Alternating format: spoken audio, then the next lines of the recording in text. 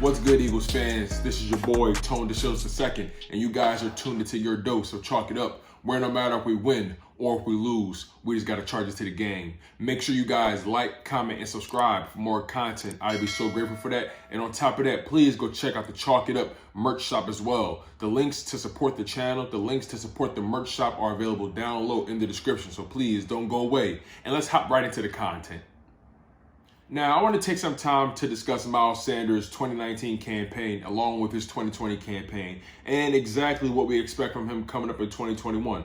Let's be completely honest, though. Doug Peterson and the previous coaching staff didn't really do Miles Sanders any justice last year running the ball. We actually didn't run the ball that much at all, and it was really kind of productive to our whole success. There were plenty of times where the running game was working, and we completely abandoned it because we started to panic.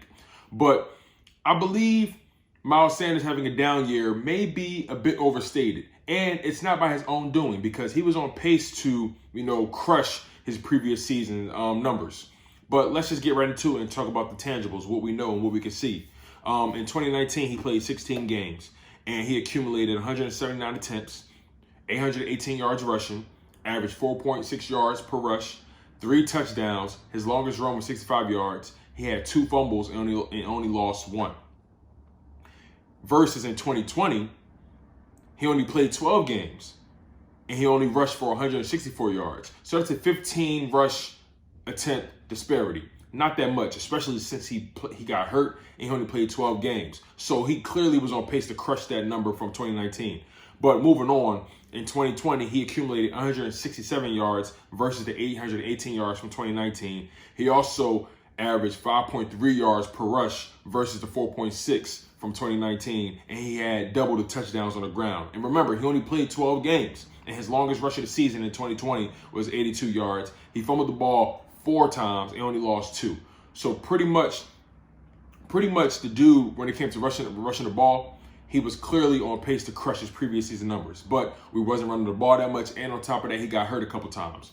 Now, when it comes to the receiving end of the ball, because that's where I feel like Miles Sanders can really be versatile and really can do a lot of damage outside of the running game. In 2019, 50 receptions, whereas in 2020, he had 28 receptions.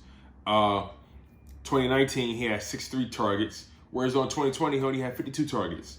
2019, 509 yards. And in 2020, he had 197 yards catching the ball. So when you think about that disparity, that's the largest disparity in anything that he's done because the passing game was terrible in 2020 versus in 2019. Like there's no comparison. We wasn't getting the ball to Miles Sanders in space at all. And on top of that, in 2019, he had 3 receiving touchdowns. He had none in 2020.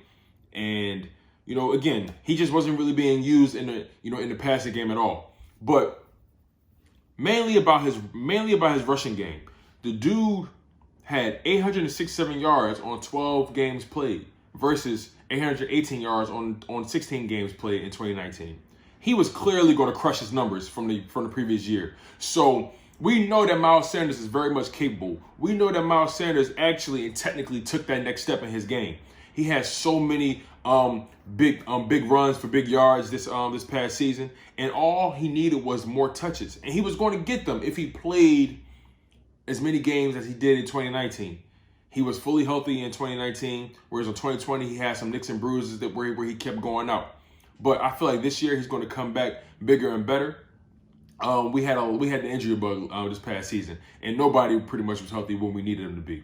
But Miles Sanders, he's going to have a breakout. He's going to have a breakout year this year. He's going to have over 1,000 rushing yards, and I feel like he's going to have over 600 yards in the passing game. I believe that.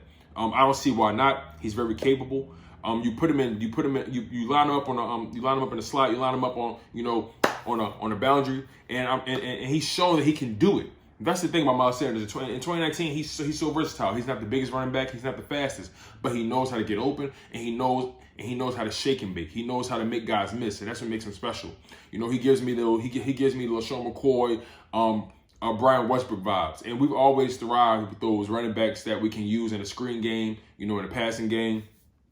Guys that aren't the biggest, aren't the fastest, but they're shifty. They know how to dance. They know how to make guys miss, and they have that, and they have a little bit of power on top of that as well.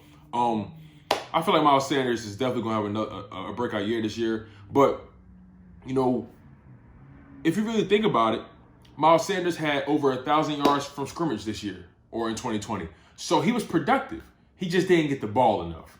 Whereas though in 2019, he had well over 1,400 yards from scrimmage. So the dude was extremely successful. As a matter of fact, I think to be quite accurate, he had over 1,300 yards from scrimmage to be accurate. But nonetheless, I feel like Miles Sanders, this is the time for him to break out in this new offense. I'm really excited to see what Nick Sirianni does with him. On top of that, we brought Jordan Howard back. So that's going to take some pressure off of Miles Sanders in those short yardage situations. And, you know, I'm just really excited to see what Miles Sanders does this year. But that's all I have for you guys today when it comes to Miles Sanders. I'll leave it at that. I'm your humble host, Tone DeShields II. And you guys have been tuned into your dose to chalk it up. Where no matter if we win or if we lose, we just got to charge it to the game. Make sure you guys like, comment, and subscribe for more content. And please go check out the Chalk It Up merch shop. All the links are available down below if you want to support me and the channel. But I'll leave it at that, man. One love, and fly Eagles fly.